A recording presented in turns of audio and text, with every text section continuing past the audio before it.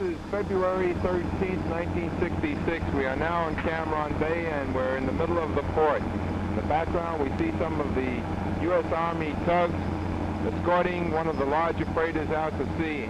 And with me, I have the skipper of the LT-1940. Would you tell us your name, skipper? Chief Warrant Officer Edward L. Shea. You're the skipper of the tugboat in the harbor at 1940. I am. Tell us a little bit about your mission.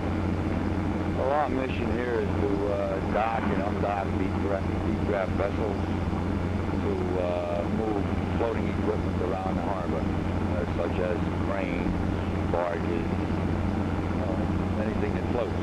You mentioned cranes. Would you tell us a bit about the cranes? I believe in our background there is a free-floating crane that I'm talking about. It's 100-ton capacity, and it's moved to alongside ships to move heavy lifts, sometimes directly to the beach, sometimes to barges, sometimes to other vessels. And what did you say the capacity of the crane was? It's rated at 100 tons.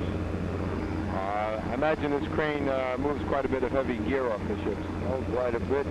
It's rare that it's not alongside some ship.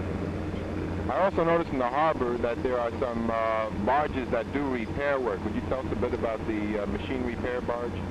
Well, we have one in here. It's a floating machine shop. It's a complete machine shop, carpenter's shop, and it repairs, well, basically floating equipment. However, it's capable of almost any type machine. Tool and die. Tool and die.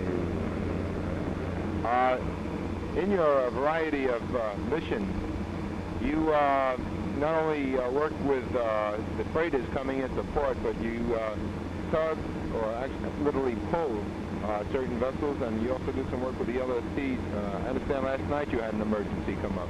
Well, that's true. These LSTs, if they go up and after they load them, why, occasionally the tide goes out and they have to get off with priority cargo and they can't get off by themselves. So we assist them in any way we can. Sometimes we pull them off directly, sometimes we just swing them back and forth to get them off. The LSTs that you do pull off, they don't always belong to the United States Navy, do they? They belong to the United States. However, a great number of them have Japanese crews. Do you assist the Korean vessels as well?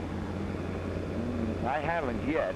However, if need be, I would. And we have, for example, now brought the floating crane to alongside Korean vessels. When did, rather, where did you leave from in the States? Well, we left with this tug from New Orleans. And where did you go after you departed from New Orleans? Well, we went through Panama, then up the coast of Central America, Mexico, to Long Beach, and from Long Beach to Honolulu,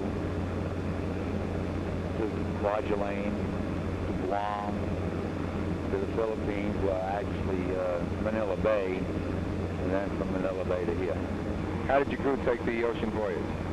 Well, initially we had a few seasicks, but they're all salts now. How many men do you have aboard, both officer and enlisted? Officer and enlisted, there are 16. And how does that break down? Well, there are 4 warrant officers and 12 enlisted men.